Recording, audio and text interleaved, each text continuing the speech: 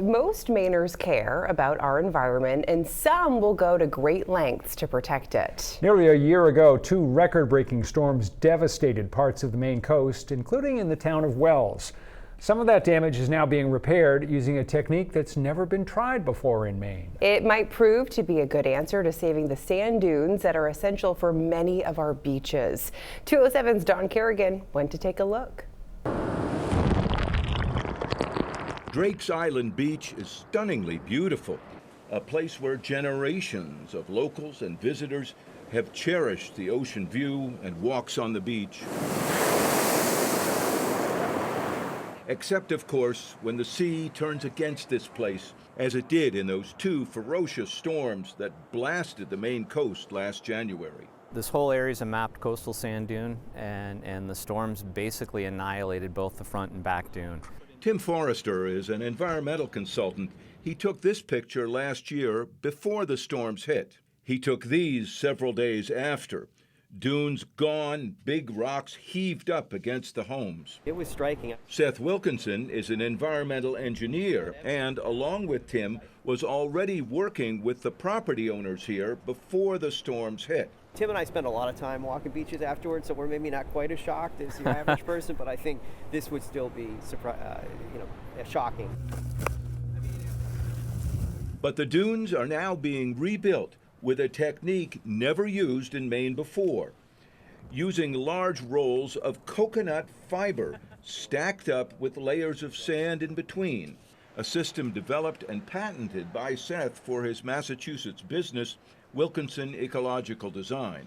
So the brown is coconut fiber? Brown is a woven, it's the outer husk, the part we don't eat, but it's now become very valuable. You think about where coconut trees grow. They grow in tropical areas where there's a lot of UV radiation and there's a lot of salt. So it would make sense that coconut fiber would naturally resist both high levels of UV radiation from the sun and high levels of salt. And those are the two things that are so hard on all the other natural materials that we work with. But this had never been done before in Maine because state regulations did not allow it. That's where Tim Forrester went to work. It was a great collaboration to modify the rules and allow projects and like the changes to allow this material to be used. Yes. Because the great regulations that were protecting coastal dunes were so strict that they inadvertently limited protecting the dunes. Tim does environmental permitting. He got the Board of Environmental Protection and the Maine legislature to change the sand dune rules so the coconut fiber system could be used to rebuild the dune. The anchors that provide the integrity that keep the fiber rolls from moving when they're getting hit by 6 or 7 foot waves. The anchoring system is their other innovation here. There are hundreds of big steel screws called helical piles driven deep into the ground, holding steel cables that are woven through the rolls of fiber. The cables hold everything in place so dune grasses and other plants can grow. Plants can only grow when the sands aren't moving.